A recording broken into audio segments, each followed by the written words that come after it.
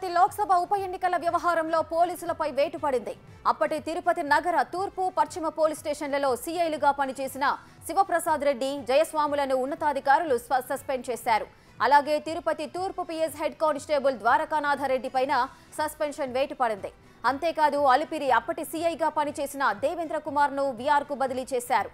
Tirupati MP ఉప ఎన్నిక వేళ దొంగ ఓట్ల కేసును నీరుగార్చారని వీరిపై ఆరోపణలున్నాయి. దొంగ ఓట్లపై నమోదైన కేసులో సాక్ష్యాధారాలు లేవంటూ కేసును మూసేశారని ఉన్నతాధికారులు తేల్చారు. దీంతో వారిపై సస్పెన్షన్ వేటు పడింది.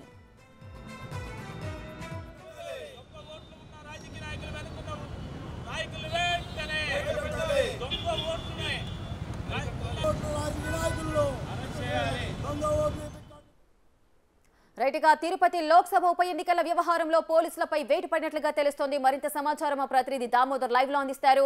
రైట్ దామోదర్, చెప్పండి, లోక్సభ ఉప ఎన్నికల వ్యవహారంలో పోలీసులపై అయితే కొన్ని చర్యలు అయితే తీసుకున్నారు. మొత్తం ఎంతమందిపై చర్యలు తీసుకున్నారు? డీటెయిల్స్ ఏంటి?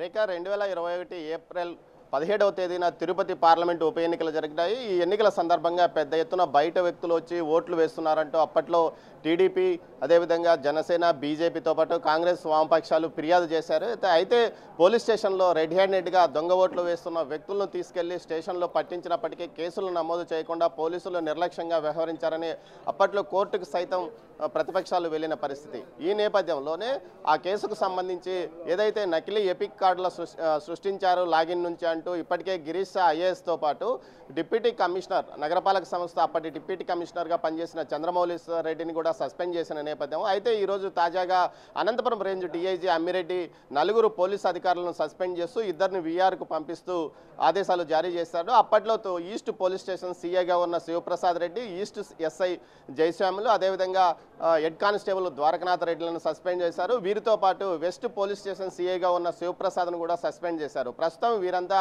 అటు ఈస్ట్ శివప్రసాద్ రెడ్డి తిరుపతి ఎస్బీలో పనిచేస్తున్నాడు. అదేవిధంగా జయస్వాములు సీఐగా ప్రమోషన్ వచ్చి కర్నూలు జిల్లాలో ఎస్బీలో పనిచేస్తున్నారు. దీంతో పాటు శివప్రసాద్ రెడ్డి సత్యసాయి జిల్లాలో సీఐగా పనిచేస్తున్న నేపథ్యం.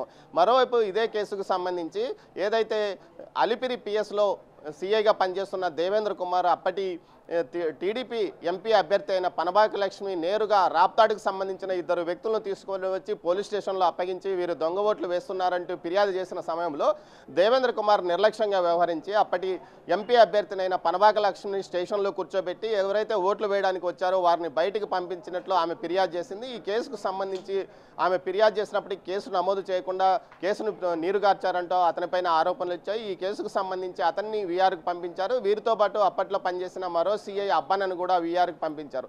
మొత్తం మీద 6 మంది మీద ప్రస్తుతం వేటుపడింది. మరో 13 మంది పోలీస్ అధికారులు ఈ కేసుకు సంబంధించి విచారణలో ఉన్నట్ల పరిస్థితి తెలుస్తుంది. అప్పట్లో పనిచేసిన 2 ఐపీఎస్ అధికారుల మీద కూడా విచారణ ఎన్నికల కమిషన్ జరుపుతున్న నేపథ్యం. మొత్తం మీద అయితే ఏదైతే తిరుపతి ఉప ఎన్నికల వ్యవహారము పోలీస్ అధికారుల్లోనూ రెవెన్యూ అధికారుల్లోనూ భయం పుట్టిస్తున్న పరిస్థితి.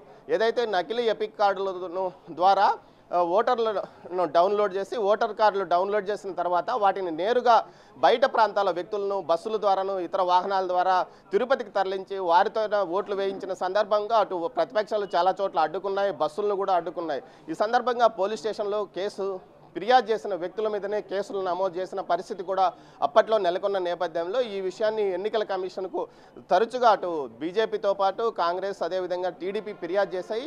జనవరిలో జరిగిన జాతీయ ఎన్నికల కమిషన్ విజయవాడలో జరిగిన సమావేశంలో ఈ విషయాన్ని మరోసారి ప్రస్తావనకు తెచ్చాయి. దీంతోపాటు బీజేపీ రాష్ట్ర అధ్యక్షురాలు పురంధేశ్వరి పలుమార్లు ఢిల్లీలో ఈ విషయం మీద తిరుపతి ఉప ఎన్నికల మీద ఫిర్యాదు చేసిన నేపథ్యంలో ఎట్టకేలకు జాతీయ ఎన్నికల కమిషన్ చర్యల వల్లనే ఇప్పుడు వీరిపైన వేటు పడిందని తెలుస్తోంది. Rekha, thank you Damodar, thanks for the live details.